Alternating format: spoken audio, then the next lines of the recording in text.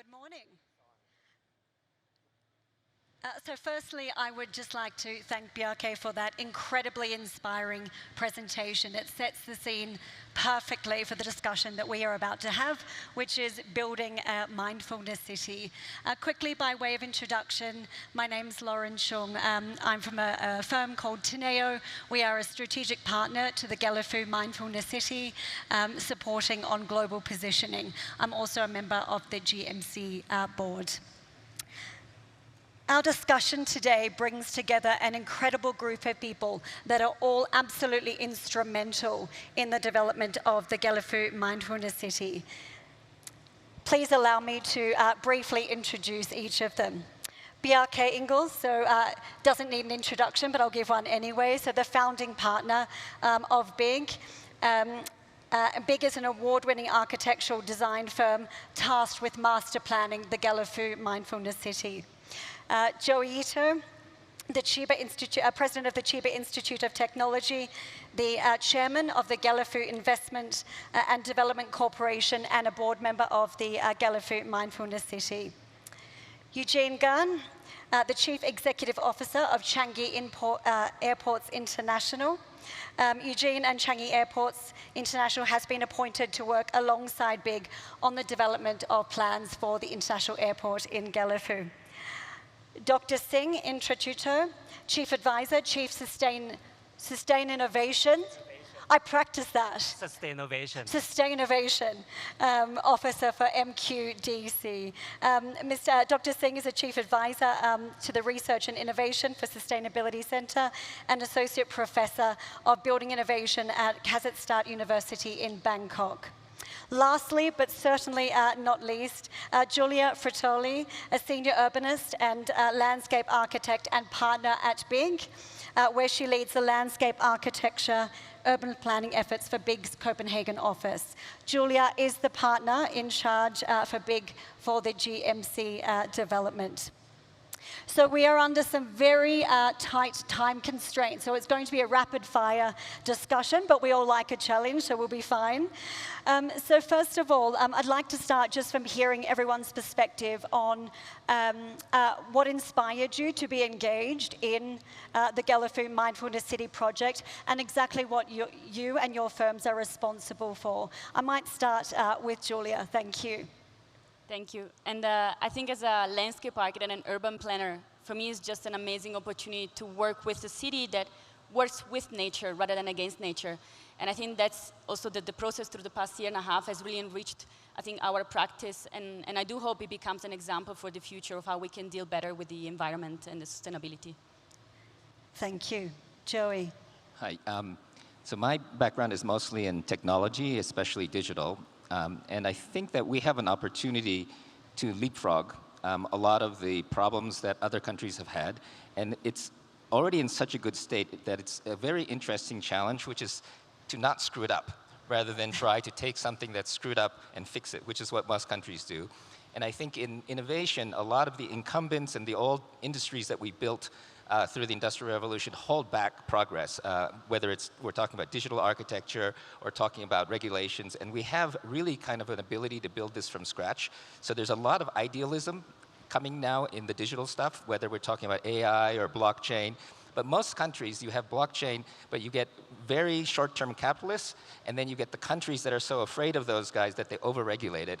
But the dream of blockchain is really about trying to make something that is socially beneficial and that creates a way for humans to coordinate. And I think it's the same with AI, and we have so much renewable energy. And the problem with AI now is how much power it's taking, and that we're creating dirty power to power AI. So this is another huge challenge that we can address here. And that we're building a fresh regulatory regime, which I think is super interesting. So there are many things that we're working on here, but I think this is we heard a lot about nature and a lot about the architecture, but the digital architecture, I think, is going to be sort of world-class and world-changing, and so looking forward to working on that.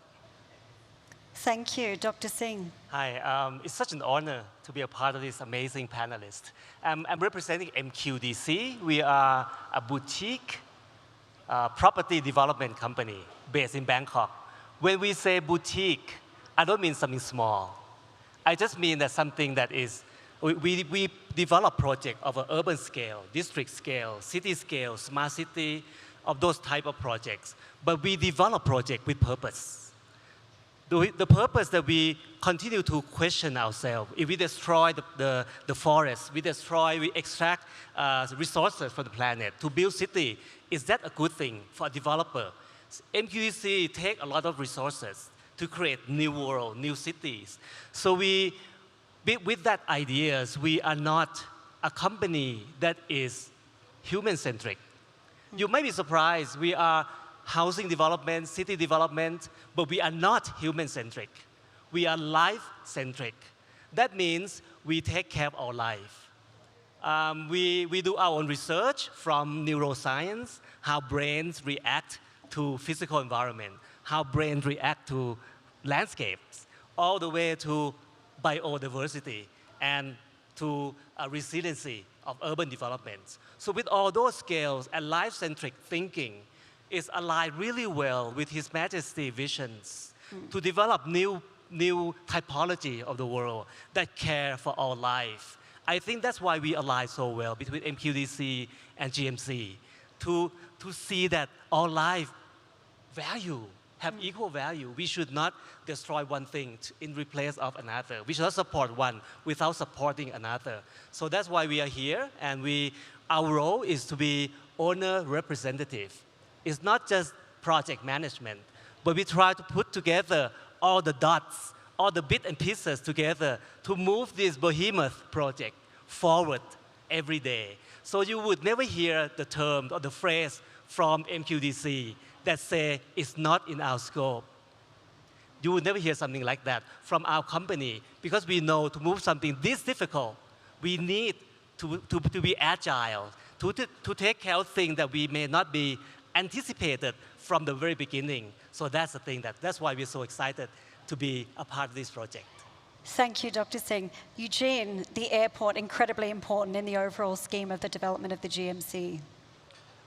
6 months ago, we had the honor of hosting His Majesty and his team in Changi Airport in Singapore.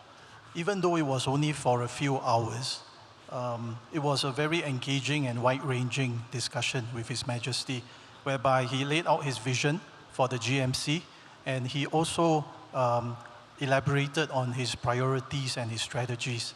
Well, I must say that our Changi Airport team was really blown away by that. Why do we feel inspired to be part of this project?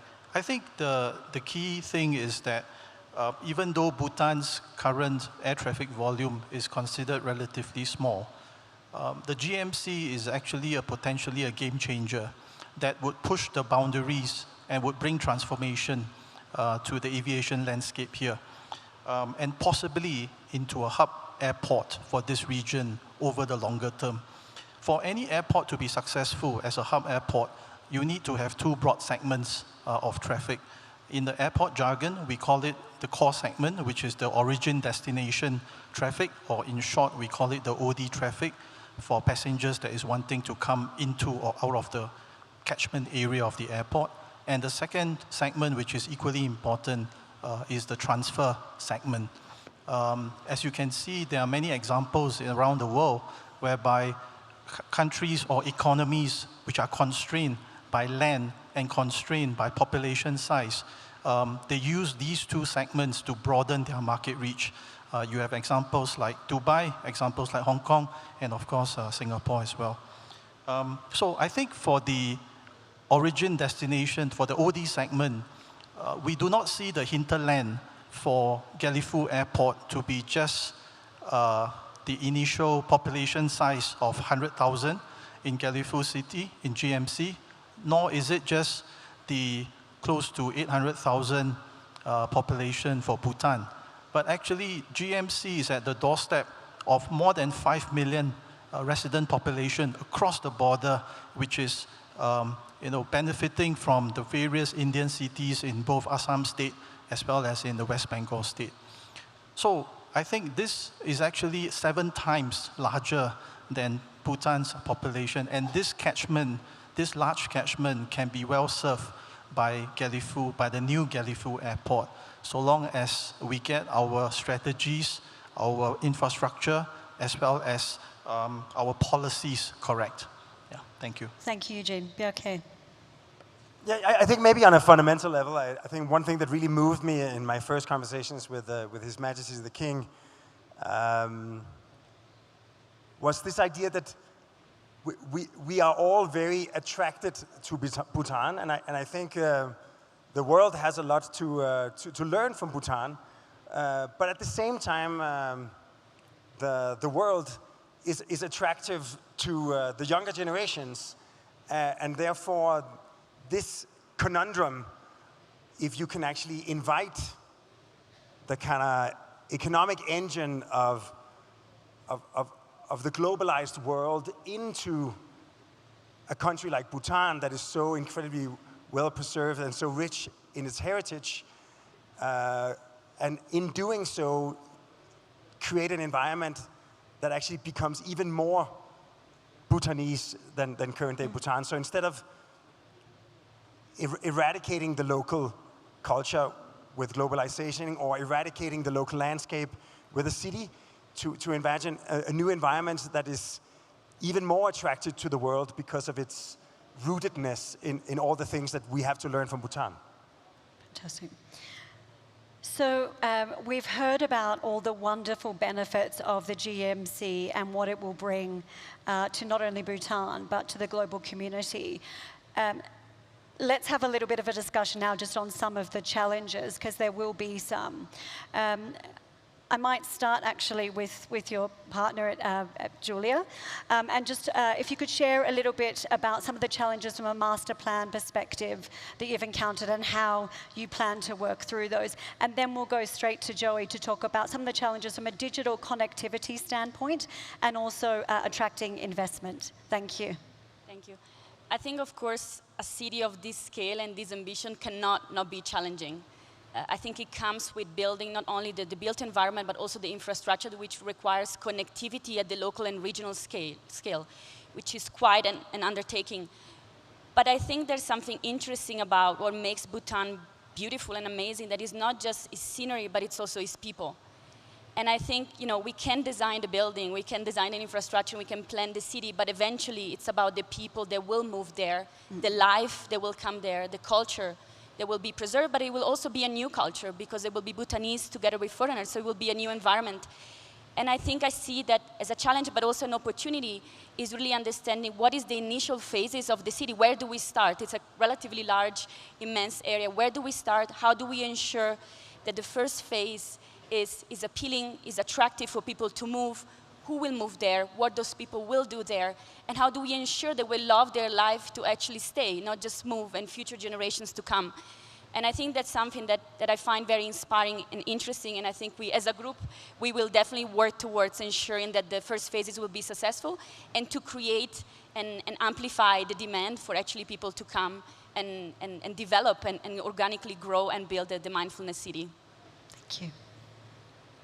Yeah, I've been recently looking at Bhutan generally from the perspective of the investors, from the investment company.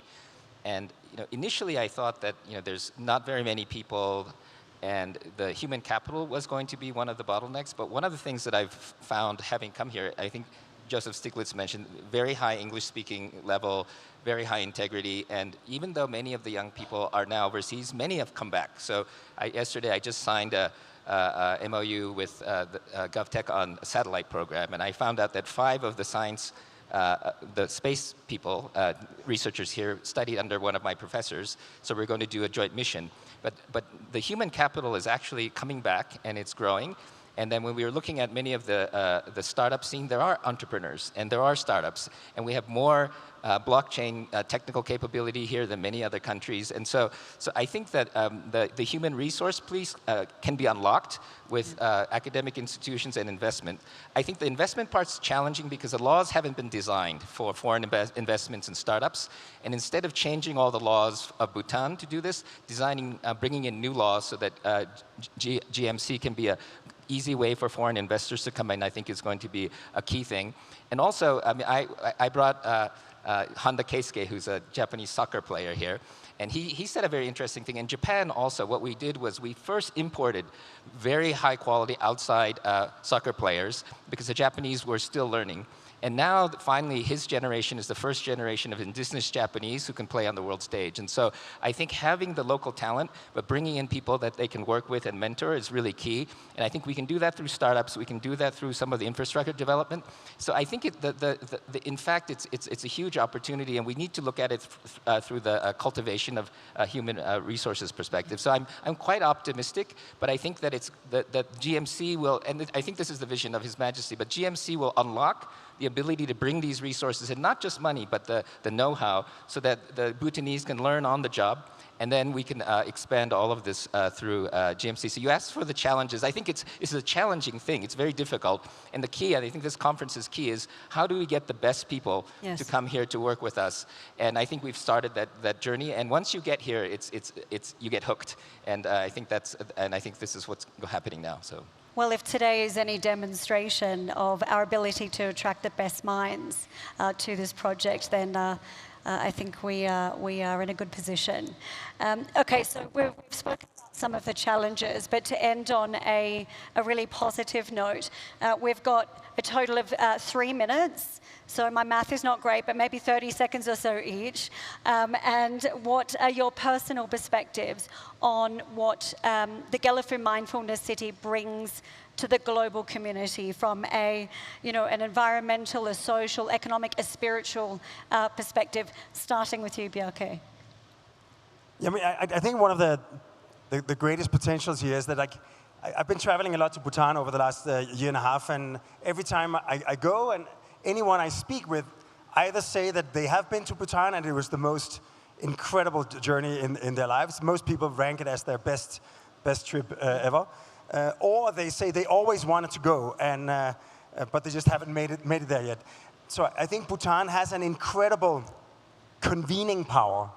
And I think the opportunity we have here and the challenge is to try to see if we can translate that convening power into economic power.